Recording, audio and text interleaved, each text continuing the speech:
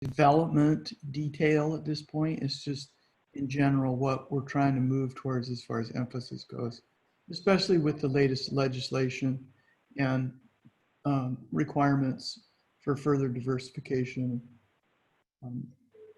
And then we'll come back together at about 2 o'clock, and we'll have one of the stakeholders from each of those groups has been identified to be a speaker or to share out what that group came up with, and if they can get to the point where they have, you know, half a dozen or so ideas that they kind of bubble to the top as what they wanted to bring forward, that would be great. We have some folks on the session here who are capturing that feedback, and then we'll spend some time from 2:30 on to talk about, you know, where maybe some of those are emphasizing a common theme, or start some of the process to identify and sort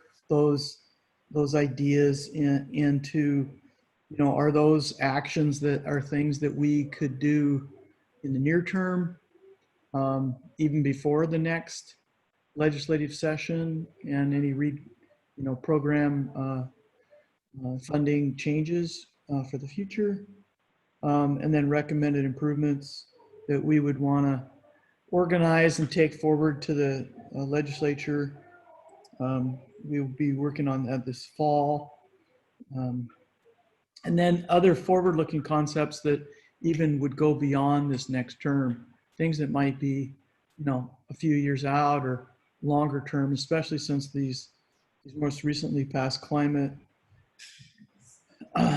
goals, you know, they go out over, you know, they have different milestone points that go out and goals that have to be met by the utilities and others at 2030 and then beyond that at 2045.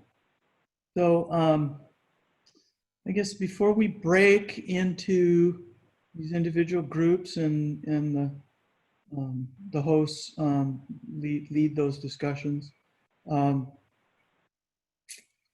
they'll be working off of a set of PowerPoint slides, and each of those hosts should go ahead and open that from the access they have to our Commerce server where that PowerPoint is located right now. And was there, from the stakeholders, are there further questions right now before we jump into this breakout groups and really get into the discussions?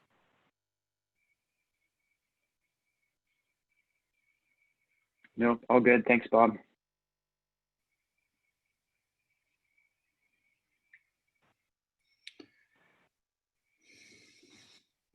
Okay, well, if there aren't any other questions about what, you know, the process we're working through here, I think, Alana, you could go ahead and send us to the breakout groups as we had already outlined. Sure, yeah, hang tight. That would just take me 1 minute. And can I just confirm, Scott, was it you using phone for audio? Is that correct? That is correct. I called in. Excellent. Yeah, 5469. Thank you.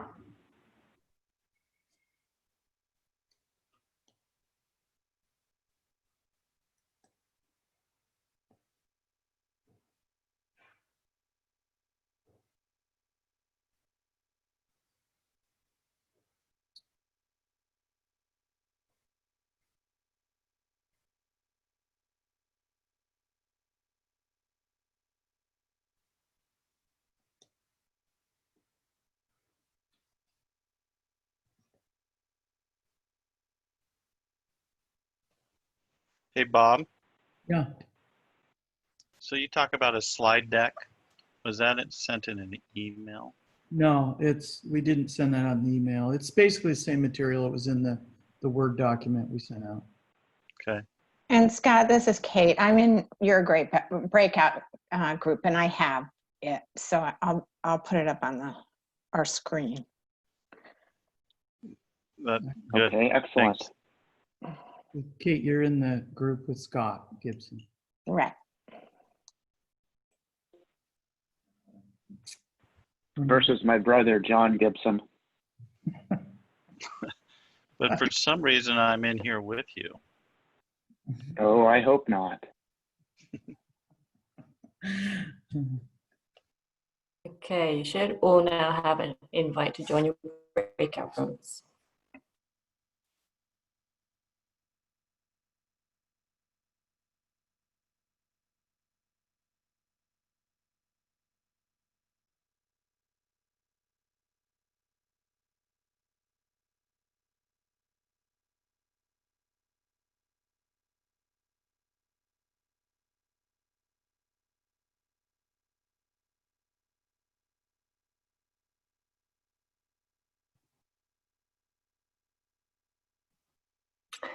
Hey, Jeremy, did you get an invitation to join a breakout room?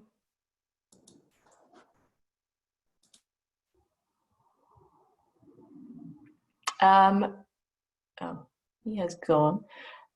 Scott, it looks like, oh, that is not Scott. You have joined. Forrest, you Yeah, having trouble joining the breakout room? if you would just add me to group B, I think that was the one I was going to join. Okay, great. Thanks. Yeah, no problem. And then, hi, who's calling in on the? I think I've unmuted you now. Yeah, hi, it's Bryce Yonker from Grid Forward. Oh, great. Okay, let me add you. We have just set up the breakout room, so let me add you to. I think you can choose which area you're most interested in. So we have Group A is structure and economic recovery. B is appropriation and equity. Or C is eligibility and intended outcomes. Does one of those in particular strike a chord with you? Any are fine if you need insights on them. A and C maybe most, Okay. but really if you just need anybody on any of them. Okay, I'm gonna send you to A, I think. Okay, you should get a notification now. Hey, Forrest.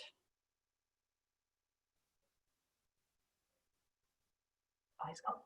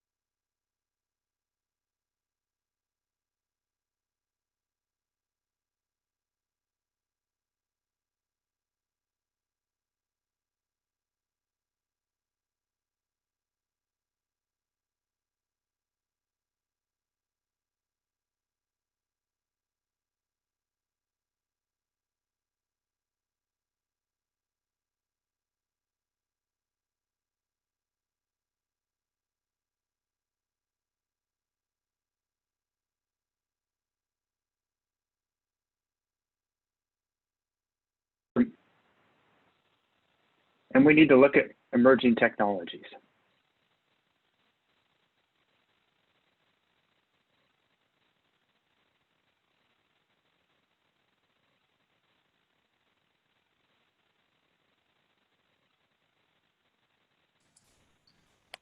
Kate, that was kind of fun. It was like being beamed up or beamed out into another room. I know. Good job.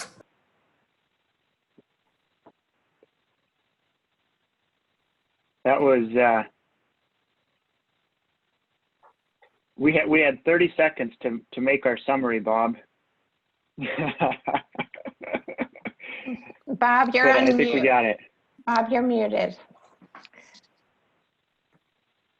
Yeah, so that we kind of ran out of time too, but I think we got some good points, some good discussion out of that. And Yeah. so at this point, you know, in light of the process we're going through, we're going to go ahead and spend 10 minutes by each group to just talk about what we covered and what we brought up as some popular ideas or constructive ideas. And if some of the members that were on that particular group feel like they wanted to add something in, please do so. But so we're going to go ahead and go in the order of A, B through C. So John, you would go first. Bob, this is Kate. So we have a software option where we can actually whiteboard the ideas real time. So Juliet's gonna put that up and write the ideas down so we can see them. Awesome. Okay. This is a little bit of an experiment, you all, but okay. So sorry. So Group A, you're on.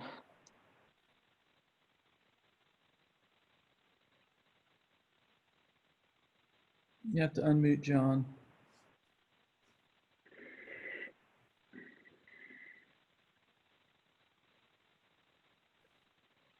There's a couple places you can unmute on this platform. Some work, others I don't. know there's. But I'll just say this, that we had a very good group and pretty lively discussion, which I think always helps generate some of the best ideas. And we had a good spectrum of knowledge on our team in regards to some of the challenges associated with these projects. And so, you know, for my team, if you feel that I'm missing a point, feel free, as Bob had mentioned, to jump in and to elaborate on some of them. I've just got some pretty high level stuff.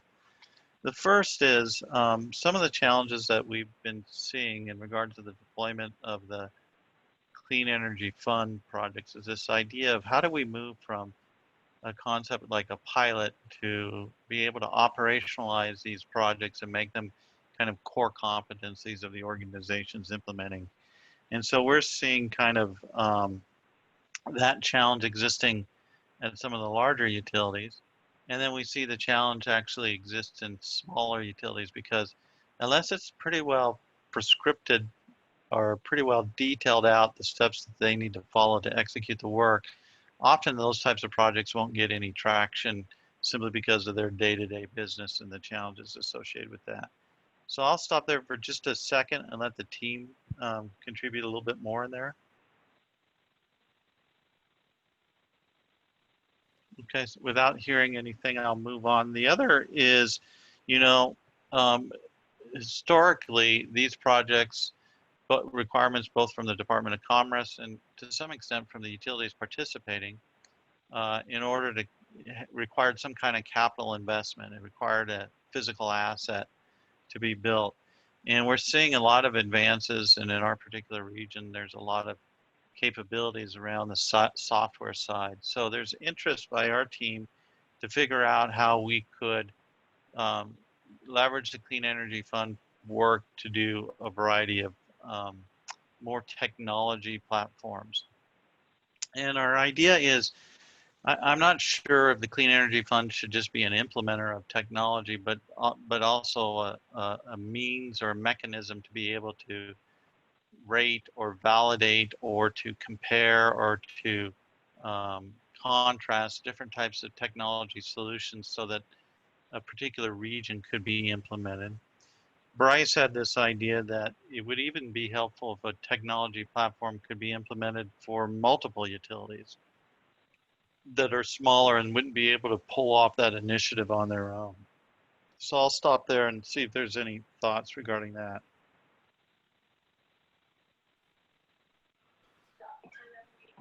Sounds great to me, John. I think you're doing a great job. Yeah, I think Russell had that idea, so give him credit too. Okay.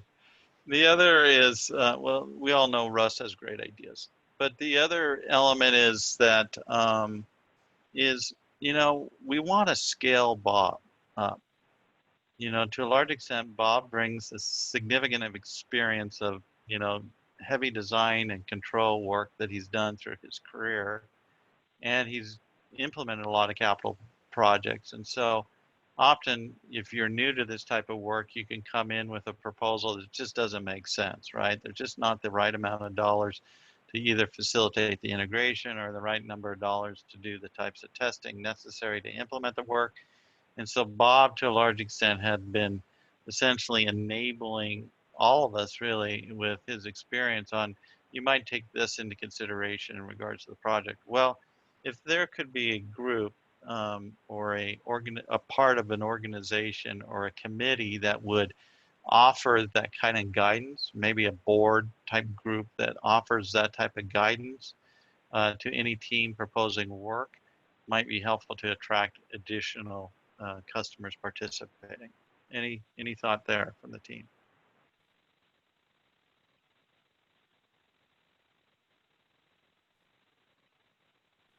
And then I think the last thing is we recognize that there's a fundamental problem in attracting these smaller utilities. And so there might be an opportunity to think of how regional challenges could be addressed with localized solutions. And so at some level, if you think about right now, there's a disconnect really between many of the small distribution companies and the power production. And so they're decoupled really from the legislative mandate for renewables. So they might not see a driver pushing them to integrate more renewables on the distribution system. So in light of that, if there was a regional construct, maybe around this idea of allowing people to leverage those renewable assets on the distribution system to participate in markets or other aspects like that, there might be a way to develop a regional initiative that has local benefit for small utilities to participate in it. So that's all I have. Hopefully, team, that was okay, covered the things that we discussed. Hey, John, I was hoping I could respond to one of your points that you were talking about technology platforms, and I think that's a great idea. Like one of the problems we've had is when we look at doing a microgrid, the microgrid controller is going to be almost half the cost for a small project of it. And we have to find someone who's willing to build it for us, but they don't really want to because it's so small of a project and they're not really excited about doing it for us. So if there was some way that things like microgrid controllers could be done by a bigger utility and something that they could open source or share with other utilities, that would bring those costs, which are huge for a small utility and they're tiny for a big utility, that would be a big help. But I could also see issues. Oh, go ahead. That's a great suggestion, Colin, and I get exactly what you're talking about because there's so much engineering required to deploy a microgrid. It's more than that controller and the level of integration required.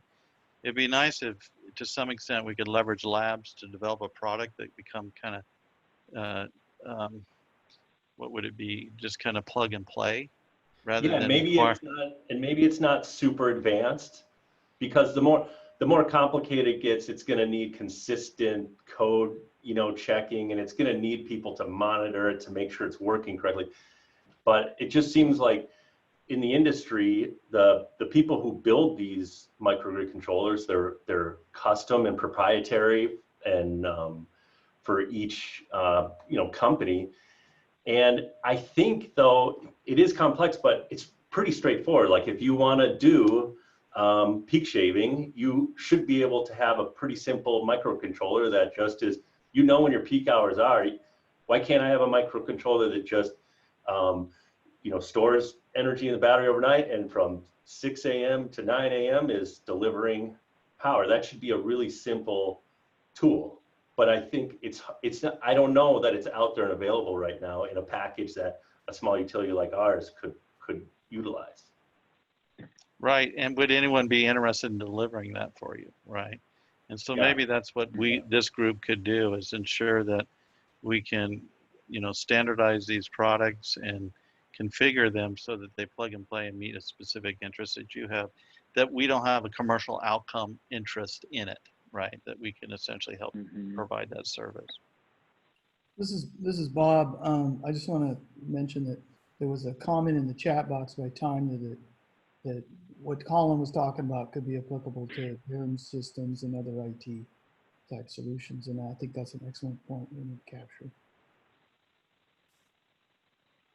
I'll just weigh in on that really quick. Right now, utilities have standards for transformers, for breakers, for all kinds of things, and that makes it easy to implement. It makes it cheap to implement. It makes it easy to implement because we have standards. There are no standards for microgrids yet, but because of these large utilities doing this kind of stuff, we are starting to develop standards. And there are more manufacturers. 5 years ago, 6 years ago, there were 1 or 2 manufacturers doing microgrids. Now there are a bunch of them. So they're getting cheaper. There are more people doing it. We are starting to develop standards. So I think all of these large companies have to do it, and then the standards start to be developed, and then it's easier for the small utilities to jump in and do it. So it's getting there, Colin. It's still incredibly expensive. It's still complicated, but it is heading that direction with standards and more vendors doing it. But it's heading that direction. It's just not quite there yet. All right, good. This is Tanya. I'd like to just jump on to what Scott said, and that is that, there are open source transactive or grid architectures that PNNL has been publishing. They're quite extensive. So much of that open source architecture is already published. But I think a big part of the problem with interoperability and standards, in the technical feasibility of microgrids has been well established for a while, to the point where, to what Scott was saying, you now have commercial entrants like Siemens and Schneider, and you have folks selling sort of microgrids and microgrid controllers, along with ADMS and other types of edge sensing and control. A big part of the problem with standards is that because of utilities, even the largest utilities have very small geographic footprints. And so, many of the folks who have an agenda to push in terms of the operation of these, the architectures and the operation and the standards for the technologies are bigger than the utilities themselves. So unless there's some kind of a standard adopted throughout the region and a joint purchasing on behalf of the utilities, you just simply often, not even as a pretty large utility, have enough purchasing power to say, we can enforce this standard and we want everyone to use, for example, an open ADR protocol or 2030.5, et cetera. So without a state regulatory body making that kind of push, I think it's very difficult for the utilities to take the lead on that, simply because, in most cases, Tesla is going to be bigger than the utility that's asking them to conform to their bid standards. So that's something that we should be taking into account. This is Lisa Rani with Tacoma Power. I know you're trying to move us to Group B. I just have one question to ask Group A, and I may have misheard, but it seemed like your emphasis was really on the integration of renewables. And I just wanted to test that with you because I believe that it's going to be important to support the Clean Energy Fund to align and support the goals of the Clean Energy Transformation Act. And starting in 2030, the importance of storage and demand response is really integral to as a resource that can meet the standards. So I just wanted to kind of point that out, I guess. I don't know if you that or not. Yeah, no, that's a good point. We talked about storage and other aspects besides just integration of renewables. We talked about that quite a bit. We focused a little bit more on how can we diversify and make the program more accessible to a broad audience too.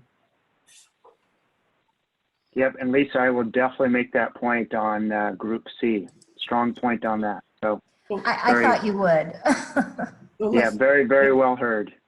Yeah, I figured it would come out of that group. That's why I broke things up the way I did. Let's go ahead and let Group B present their findings and their ideas.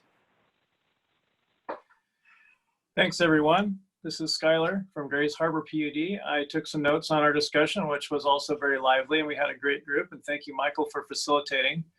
The last comment Lisa made and Group C chimed in on is a perfect segue into the second part of our discussion on equity. But the first part was on appropriations. And we saw the questions listed there that guided our discussion in three main areas, which is how to better succeed in the CEF efforts within the state funding process, how to bring in other funding, and how to engage and educate people better. So in that first area, as we just talked about, CETA is a huge driver right now for several decades to come. And we think that aligning CEF with CETA and its focus is very, very important to improve success within the legislature and the funding process. So that's our number one thing in this whole area. Other things are to clarify and better codify CEF targets and plan requirements and how those tie to projects. And then Michael mentioned some of the details about the funding process. And one of the things we realized is that there's something called a design package that feeds into the budget process. So with all that prior stuff said, better aligning those decision packages with the CEF mission and direction. Obviously, the better that stuff all ties together, the more success we think it'll have. As far as other funding, Michael mentioned that there's a little bit of funding allowable for planning, design, software, and administration. But since the main focus of CEF is on capital assets, that's a bit of a stretch and there's not much there.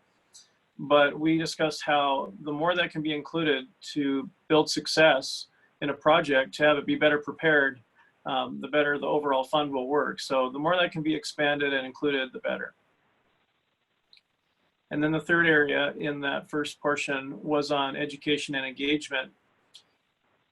And this is a theme that came out quite a bit in both sections of our discussion, but using project plans and templates, including early stakeholder engagement, obviously helps. Again, tying back to technical assistance, if CEF, I'll call them veins or themes, can each have clear roadmaps for timeline and eligibility, that will help with education and engagement. And then an Oregon program that I'm not very familiar with, but it came up in both parts of our discussion, called the Energy Trust of Oregon. Apparently has some good features that our group recommended looking at as far as streamlining education and prep work. So I'll pause there. That was the first half of our discussion. Let the rest of the group chime in on any of those topics on appropriations.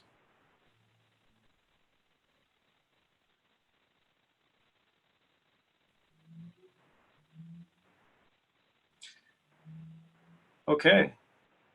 The second part on trying to improve equity in the program and environmental justice and even social justice. We didn't have a lot of sub-themes here, but there's one main theme overall that came out, which is similar to what I mentioned about the Energy Trust of Oregon, basically researching other programs that have equity principles already in place and consider modeling those.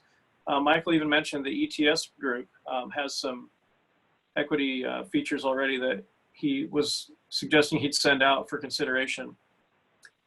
And one thing that we thought would be really helpful is to have those in place and maybe enhance them somewhat, but also come up with practical methods to follow those guidelines to help build the spread and the reach of this program to bring more people in.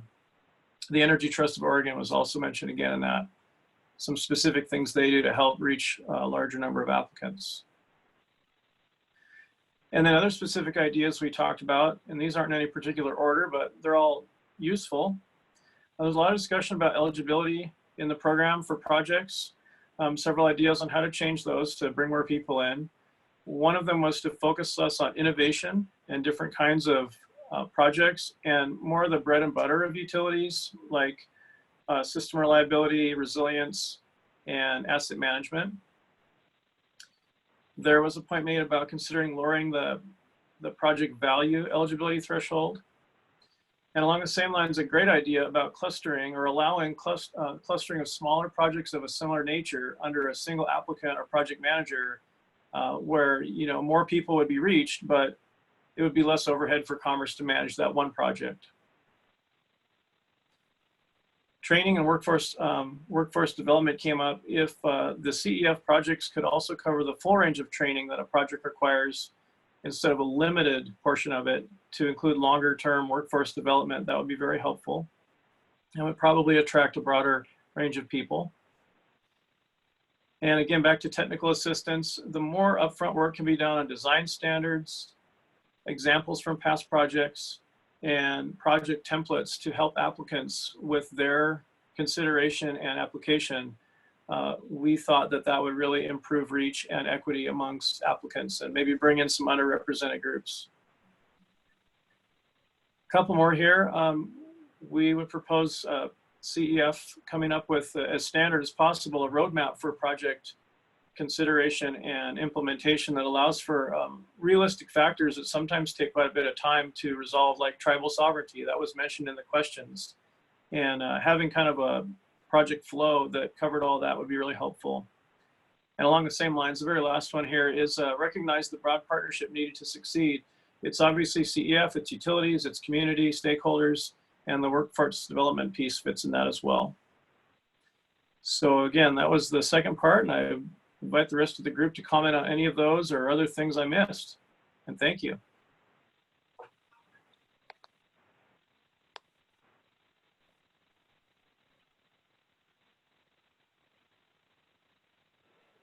That was excellent, Skylar, and Group B. Great stuff there. Excellent summary, Skylar. And I'll just plug again the Energy Trust of Oregon as a programmatic resource for implementation support. So having a network of qualified consultants or contractors, resources that entities, host sites or utilities can call upon, know that there's some vetting there, some reliability. And then the tools and resources similar to the SEEP program with Commerce. They have the Zero Energy Toolkit for buildings that are responding to the Executive Order 2001. And I think for Clean Energy Fund applicants, if there's a tools and resources specifically for grid modernization, there could be some capacity building there and more efficiency on responding. And then the last thing, I was just thinking about that connection between the host site and the utility, and just really focusing early on for stakeholder engagement and education on what it's going to take for both sides of the meter to work together on a project. And then tying back into Michaela's suggestion from Spark Northwest about using existing tools and mapping resources to expand eligibility and scoring criteria so that we're prioritizing underserved communities and folks who may have more of a challenge and honestly a bigger benefit from some of these systems.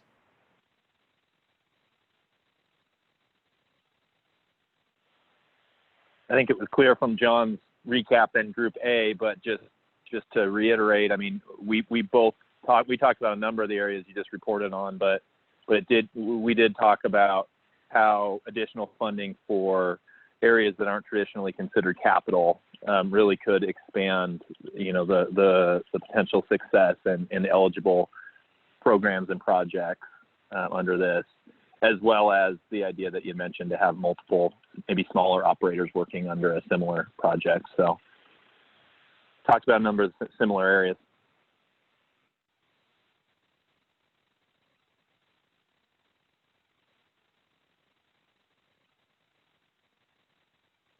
One quick comment or question for Group B.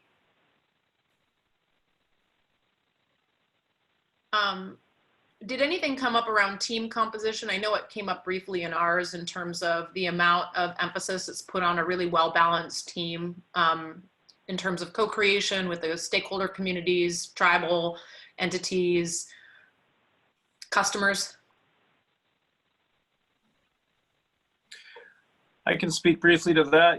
We talked a lot about some of the words I mentioned, like roadmap and project templates. We didn't get into a specific composition of what a successful team would be, But I think within those broader terms of what CEF could promote more as these get started, new grant opportunities, new biennial budgets, that emphasis within that and giving ideas to applicants would be a really good guideline. Each person, of course, would come up with their own as they apply, but that's a really great comment, Tanya, that I think should be included in this somehow.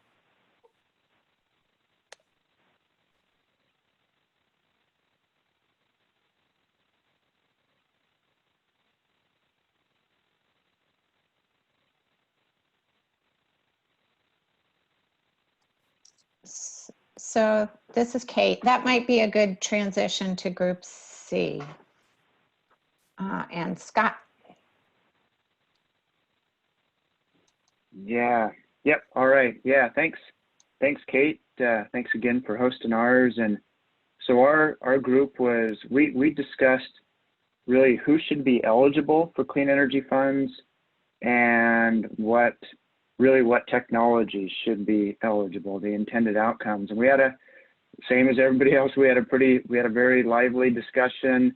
I think we could have gone on for another hour pretty easily, but it's good that we're limited. We had input from somebody who was involved with communities. We had input from somebody who was involved with tribes. We had another utility giving input. So I'm from Snohomish County PUD, and there was another utility, Tacoma Power, about the same size. And then we also had a smaller utility. I think, Colin, you said that Colin utility is 30,000 customers, something like that. And then we also had Jeremy from Pacific National Labs, so kind of talking about transformation and emerging technologies. So a great group. And so I took kind of some bullet points away from that, and I think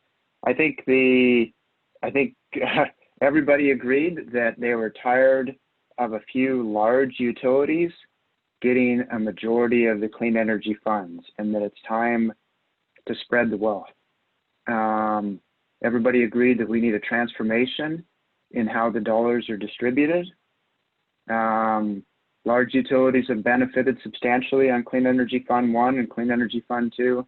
Now it's time to open it up so that others can benefit, communities, tribes, commercial and industrial customers. So, but we all agreed that the utilities need to stay involved because after all, they are connecting up to our grids, and we need to make sure that what gets connected to the grid works for everyone. Plus we have the expertise because we benefited from Clean Energy Fund 1 and Clean Energy Fund 2. We've learned a lot from that. So it would benefit the others for us to stay involved. So open it up to others, let others participate.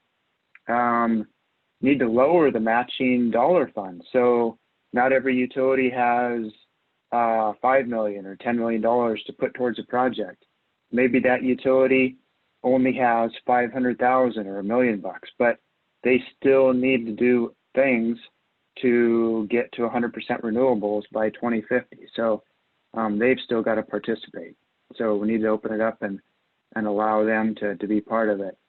And I think this is really important, and I think this is what Lisa and Tanya might want to expand on a little bit more, but we need to look at emerging technologies. So we've learned a lot about the traditional stuff, electrochemical, battery storage, flow technology, things like that, microgrids, renewable energy. We've learned a lot about that, but now we need to open it up to other things, because if we are going to get to 100%, we need to look at anything and everything. And so those need to be eligible for funding. And I think, as Lisa from Tacoma pointed out a couple of times, we need to look at demand response, not just traditional storage and renewable energy, but we need to look at things that allow for demand response. Because if we are going to get to 100%, then we need to make sure that we're using the resources that we have more wisely, and demand response is a great way to do that. And then Tanya talked about a clustering idea, but I wasn't sure what you meant by that. So with that, I think I've summarized what our group said. So with that, I'll kind of open it up. Tanya, do you want to expand on the clustering? And then if anybody else from the rest of our group wants to comment on it, then you can. Skylar kind of covered that. I think the ability for team composition to reflect a number of utilities that are coordinating, but that will require probably some technical assistance or dissemination of information from previous larger utilities that have benefited from the fund.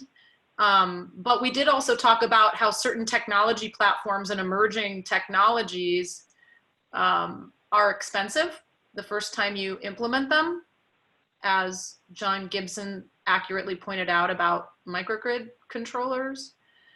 However, if you are designing those architectures from the beginning with scale in mind, and you have a cluster with multiple different organizations, and you take the time necessary to scaffold that process, then you're going to have a better designed end product, because you will have had to think about scale and meet the needs of multiple customers from the beginning. So some of those design considerations around, well, this is all we have in terms of budget with all of our participants.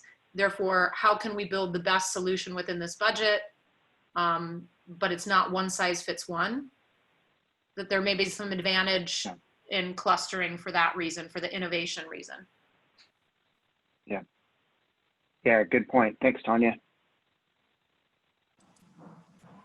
So I think I hit the highlights of our group. Anybody else?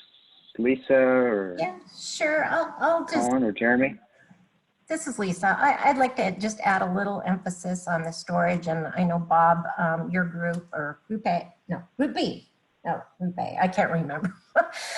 You said had a good discussion on storage. Just wanted to clarify, on the emerging technologies in other areas like electrofuels, and I mean, I don't know what else the future is going to bring. Some of these the electrofuel can have multiple end uses. They can be storage, they can be demand response, they can be resiliency or emergency backup. And I think particularly it's important for CETA, but also for meeting our greenhouse gas goals, because they can, there's the potential to really go after kind of the transportation sector that is heavy duty, like in the maritime area, or big trucks and things like that. So I just wanted to point that out, I guess. Yeah, good point. Thanks, Lisa. Question for either Group C or the Commerce crew on eligibility. I know that grid operators, utilities need to be, key stakeholders currently.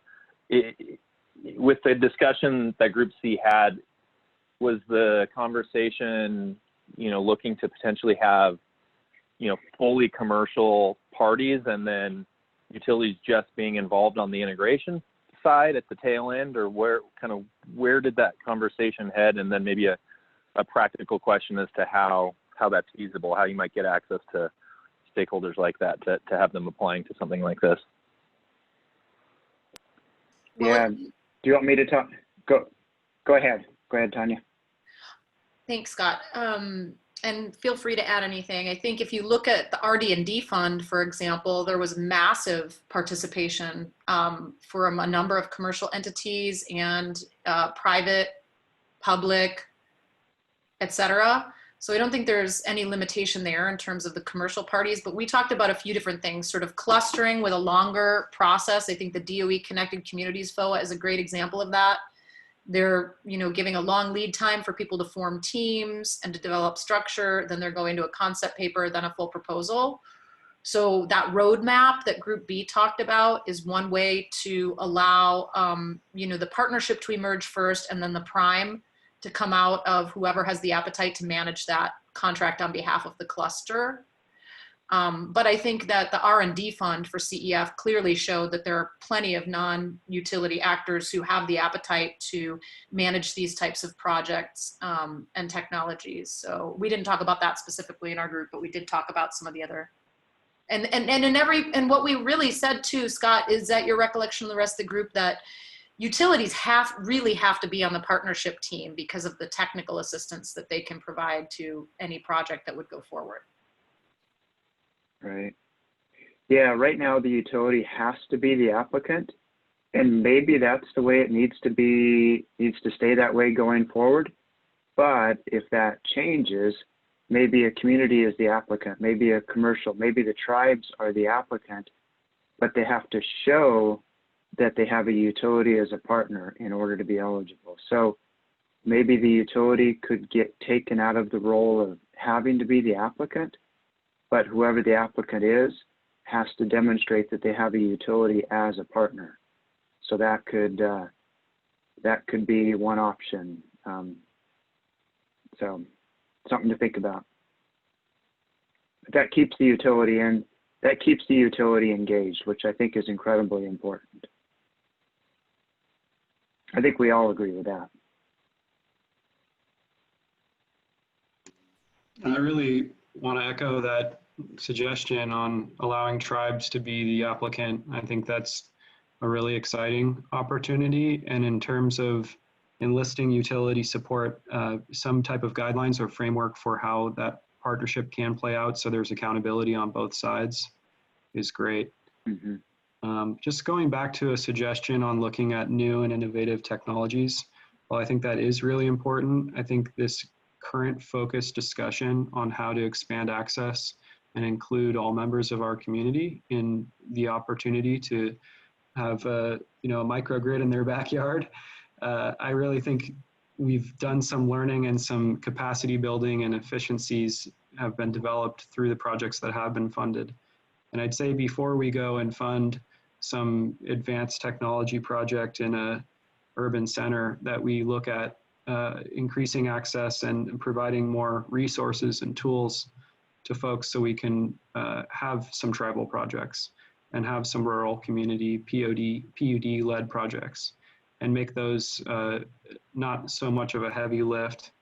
And a variety of different strategies have been suggested here that can help support that outcome. Just a friendly pushback a bit on trying to scale this up technology-wise, more trying to scale this up from an equity standpoint and targeting equitable outcomes.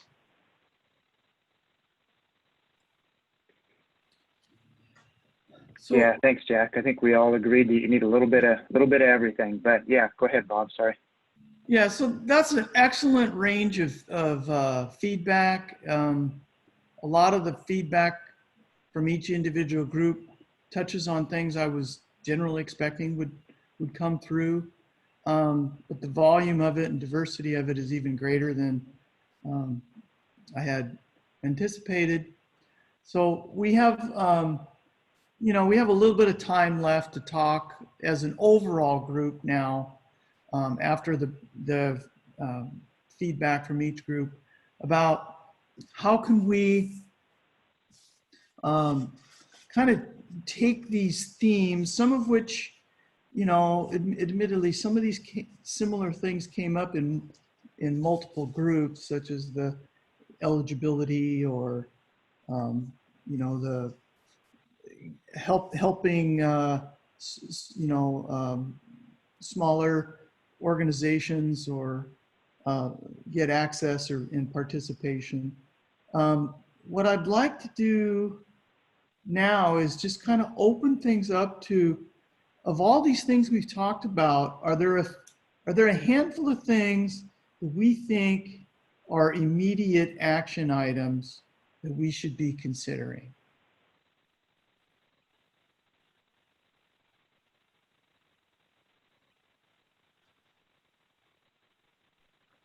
I think Bob, this is Scott. I think just opening it up to others, more participation is like, I heard that, like that was probably the single biggest thing that came out of my group is opening it up to others, tribes, commercial, industrial, communities.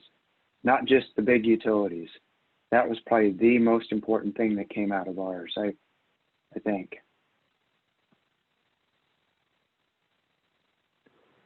I think the expansion of project elements seems like it came through a number of times. Not to say that they shouldn't focus on capital, but what it looks like to bring new capabilities to energy systems and energy users now, it doesn't look like physical infrastructure increasingly now. So I think that's a pretty good area to focus on in the short term. How can other efforts, whether they're new software tools or new partnerships that can be structured or new ways to engage with customers, I think that's a good thing to expand the program in. Okay. I just want to comment about the opening it up. The program in the past did not specifically say that it had to be a big utility or of a certain size or that kind of a criteria.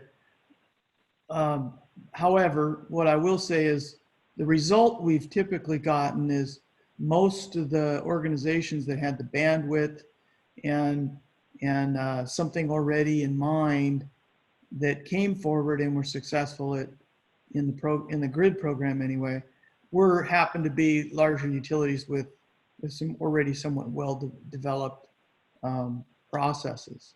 And I think those two things are working together where perhaps there's something we can do in the more immediate term to do outreach with groups that haven't been able to engage or had barriers to participation. And so part of my objective here would be to explore how can we put priority on that and resource that in the near term, even considering some of the funding we currently have or may get in the next biennium. Echoing that, these other organizations, smaller organizations, may have other needs. They are typically not well organized to handle large capital projects. I know the original fund is intended for capital projects, but large capital projects may not be what these organizations want.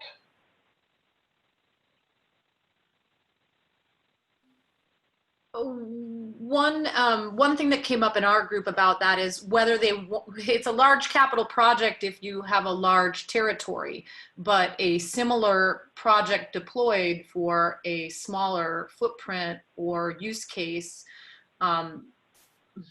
just might not rise ever to the cost threshold that was set by the fund. So again, I think it comes back to, in our group, this came up a lot. Then we need to start looking at what is the matching dollar amount, what types of technologies qualify, what is the team composition required for a successful project, one that reflects an adequate number of stakeholders and that will result in a scalable, I think, scale, and how well the solution from any technology deployed, not just the technology itself, but the implementation, planning, and sort of ability to be integrated into the culture of the utility. How well would that scale from successful projects to the 60 other utilities across the state? So that needs to be a criteria in the evaluation of the projects proposed explicitly, that if the only folks who have the capacity to actually lead and propose these projects are large utilities, that there should be an explicit ability for their proposed solutions to scale to smaller systems and smaller utilities at the end of the project, or there should be a roadmap in that regard. Well, one point that comes to mind for me in regards to the Clean Energy Fund program is that, to a large extent, utilities have been operating under an existing business model that's been in existence some 70 years. And it's a socialized model. They essentially allocate the cost of the infrastructure over fairly across specific rate customer types, from industrial to commercial to residential. And the challenges that we have is that if one program is implemented that essentially favors one group over the others have to start paying for the cost of that. And so there's a lot of very careful steps being made to ensure that there's a fairness in that cost being allocated for that infrastructure. And so, and that's essentially, you know, for investor-owned utilities, that's the utility commission that plays that role. And those business models are pretty ingrained.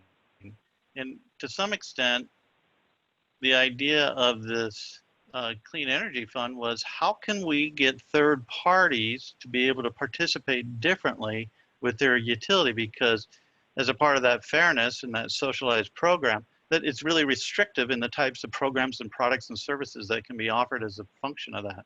So my concern would be is if this clean energy fund is eliminated for experimenting with that business model, I don't know what third parties will do in regards to helping reshape that. So help me there.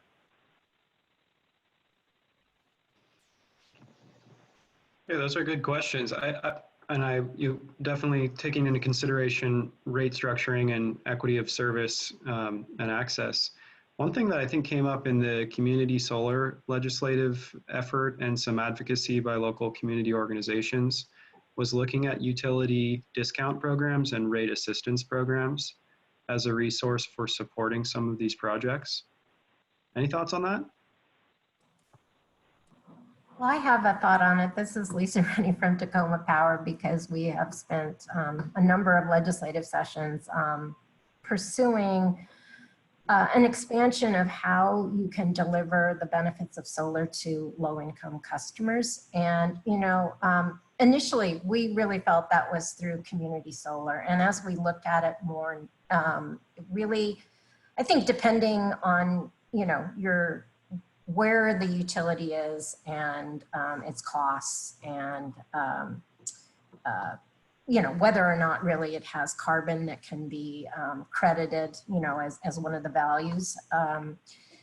We don't really have that. So trying to make it as the incentives disappeared, and they were never targeted towards low income, as they expanded.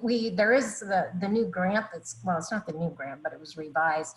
There is, and you may be referring to that, worked pretty hard to allow for the benefits from solar to go to the low-income service providers, whether that's a housing authority or a food bank or something like, or an assistance fund. So, you know, I guess I'm saying is very supportive of that concept for solar. Right on. Good to hear. And one question about that, I guess I would ask John Gibson, Scott Gibson, maybe Elaine, who's on the call, you know, to John's point about equity and service, I wasn't sure that I quite understood. I think it was that the intent of this is to help utilities figure out how to innovate the business model so that you can innovate in a way that still addresses equity of service. How have you used your existing projects to meet that requirement or that spirit of the law? Well, I can speak to that first, Tanya. So I think so our existing projects actually benefit everyone. They're putting, so we're using our batteries either for renewable energy integration or demand response, and that benefits the entire grid. The microgrid that we're building, it will keep our crews. It's putting renewable energy onto the grid. It's helping with demand response. And it'll power up a building in the event of a big earthquake. It's going to power up a building that will keep our crews working through a big earthquake or something like that. So in that sense, those projects benefit everyone. So if we had, let's say, one of our customers, Snohomish County Department of Emergency Management, they wanted to build a microgrid. If and they wanted to put in solar plus storage, build their own microgrid, and they were hoping that we would help fund that. So if we helped to fund that, then most of the funding, most of the benefit would be going to specifically that customer, because the renewable energy, the solar power that's backing up their battery, would be reducing their energy bill, and the rest of our customers would not benefit. We would give them money, but mostly only they would benefit. So our projects, we feel, benefit all of our ratepayers, but if we were to provide funding for one of our customers to do something similar, well, then that customer would mostly benefit. And then, as John said, then if we fund Snohomish County Department of Emergency Management, then maybe Boeing might say, hey, well, wait a minute, or our residential customers might say, hey, why are our rates going to help pay for this? It's not really benefiting us. So yeah, that's a tough one. So, but anyway, go ahead, John. Yeah, Tanya, that's a good question. And I'll say this, every one of our projects has a valuation that's being implemented by Pacific Northwest National Labs. For example, the Clean Energy Fund 1, the storage project we installed there, looked at the concept of stacked values. Is it possible to essentially leverage either market values or grid values at a benefit that would reduce the overall cost of that renewable resource or that storage resource for reducing the overall cost to our customers? The second one is the concept of a shared energy economy project. In that one, we're actually deploying, the utilities deploying renewable resources and implementing a variety of stacked values in regards to shared values between buildings, shared values associated with resiliency on the microgrid, and shared value for coordinating and operating those renewable resources that are owned by the utility, but to the benefit to the customer. And then the third is the shared energy economy project, or the eco district. And under that project, what we're doing is we're having a third-party developer coming in with private money, investing in what they call net zero carbon-free development. And that net zero carbon-free development, what it does is it reduces its consumption of energy, but it still requires the same amount of capacity for energy on a peak day.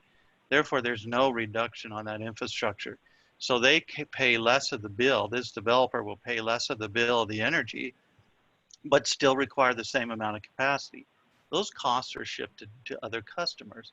So as a part of our requirement in the eco district, we're saying we want you to offset that capacity on the system to ensure that there's a share and equitable allocation of those costs to the rest of our customers. So it's that valuation, I think, is essentially how we keep in check how we could evolve our business model to better serve our customers. This is Lisa with Tacoma, and I know Bob is going to want to wrap up and get to next steps and final comments. Yeah.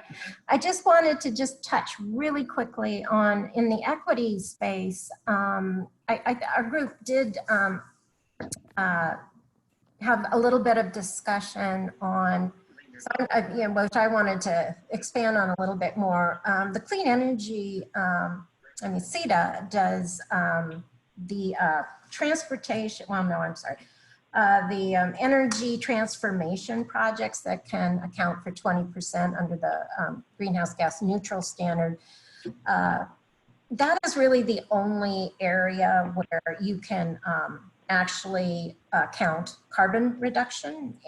But those projects are not really going to be able to, you can't gain, let's say, accrued credits for anything that is put into place prior to 2030. So I think there is a priority perhaps for when you're talking about equity in vulnerable communities or populations, because they tend to be sited near I-5 around ports. And that's where you have new technologies around electrofuels that can be used for shore power that can be used potentially in large trucks for rail. There's, you know, I think in the equity space, basically cleaning, helping to reduce emissions in the transportation sector benefits everyone, but particularly those people who live near high levels of transportation emissions. This is Bob. We're kind of running up against time, and some of the discussion is already starting to overlap into more medium and longer term recommendations. But I did want to kind of open up the discussion a bit towards, you know, as we look forward to, say, the next legislative session, and even beyond that, out of all these discussions and ideas we had, which of those do people, did those kind of resonate as commonly coming up, or a lot of consensus that those should be something we focus on to prepare for, say, 2021 and beyond? So I'll open it up at that.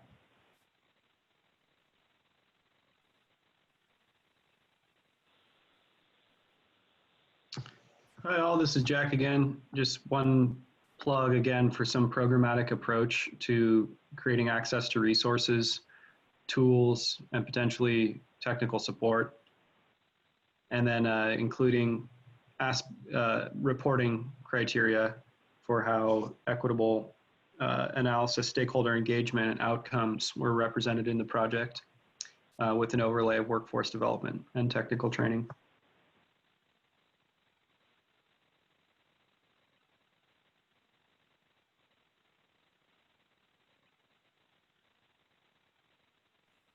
And I would comment on that, that the past programs haven't had the flexibility built into it, or the funding allocation to focus on some of those kind of features of say, technical assistance and workforce development. So that's a good recommendation. That's how we could get there. Other points that people felt were commonly coming up that we want to make sure we put effort on for the future of the programs. I think in Group B, we pretty clearly came up with, under appropriation success, that the better CEF can align with CETA, and the longer term goals there, the better. Thanks, Bob.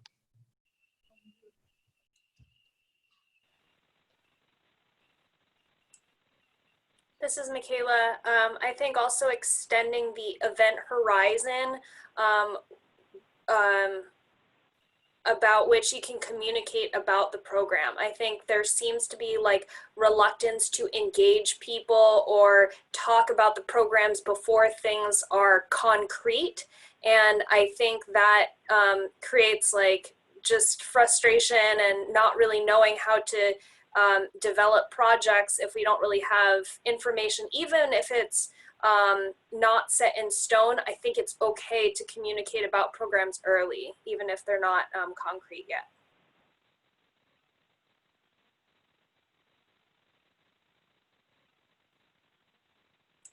Bob, you're on mute.